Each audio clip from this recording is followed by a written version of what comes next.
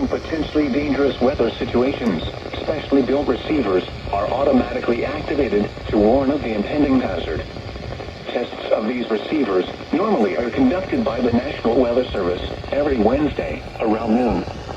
When there is a threat of or existing severe weather in the area on Wednesday, the test is postponed until the next good weather day.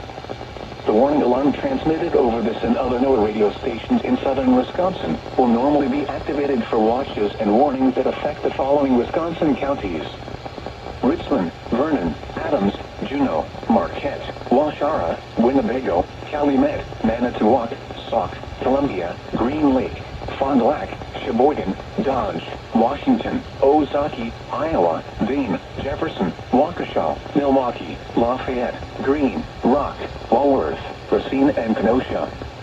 And the following Illinois counties: Stevenson, Boone, Winnebago, McHenry, and Lake, and all adjacent coastal waters of Lake Michigan.